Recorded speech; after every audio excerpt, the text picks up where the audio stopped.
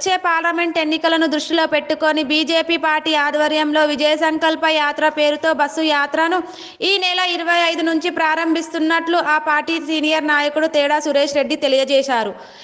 ఈసారి కేంద్రంలో 400 సీట్లు సాధించాలని ఉద్దేశంతో ఈ యాత్రను చేస్తున్నట్టు తెలిపారు. భువనగిరి, మల్కాజ్గిరి, సికింద్రాబాద్, హైదరాబాద్ పార్లమెంట్ నియోజకవర్గంలో ఈ యాత్రను చేస్తున్నట్లు తెలియజేశారు.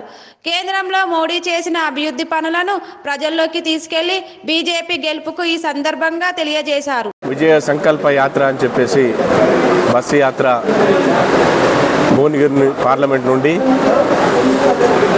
మల్కాజ్గిరి పార్లమెంట్, తర్వాత సికింద్రాబాద్ పార్లమెంట్, హైదరాబాద్ పార్లమెంట్ ఈ 4 ఒక క్లస్టర్గా ఏర్పాటు చేసుకొని 20 తారీఖు నుండి బస్సు యాత్ర స్టార్ట్ అవుతుంది. అదేవిధంగా మా ఇక్కడ మల్కాజ్గిరి పార్లమెంట్కి అంటే ఉప్పల్ ఎల్బీ నగర్కి వచ్చినప్పుడు దాదాపు 22వ తారీఖు నాడు వస్తున్నారు.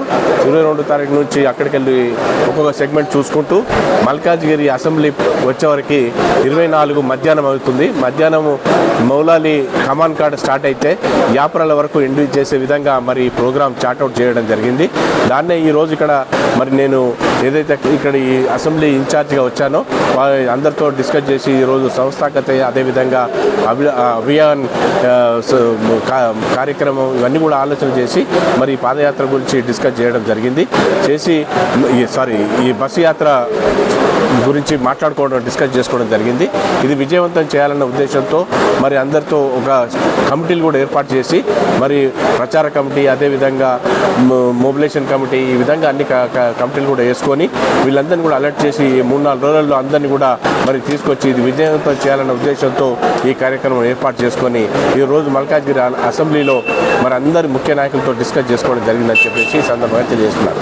ముఖ్యంగా ఇది ఏం ఉద్దేశం అంటే రేపు రానున్న ఎన్నికలలో మరి మన నరేంద్ర మోడీ గారు చేస్తున్న కార్యక్రమాలు కానీ వారు చేస్తున్న అనేక విషయాలను మరి జనంలో తీసుకెళ్ళి మరి రేపు రానున్న రోజుల్లో 400 పార్లమెంట్ సీట్లు గెలవాలన్న ఉద్దేశంతో మరి ఈ కార్యక్రమాలన్నీ కూడా చేస్తున్నాం. ఎందుకంటే ఈరోజు ప్రజలలో పనిచేసిన నాయకుడు కావాలి, మనందరినీ చూసే నాయకుడు కావాలనే ఉద్దేశంతో మరి అందరూ కూడా ముందుకు వస్తున్నారు. ఆ విషయంలో మరి తప్పకుండా మేమందరం ఈరోజు ఆలోచన చేసేది ఏంటంటే 400 సీట్ల గురించి మేము కష్టపడి పనిచేసి గెలిపించాలనే ఉద్దేశంతో పనిచేస్తున్నామని తెలియజేస్తున్నాం.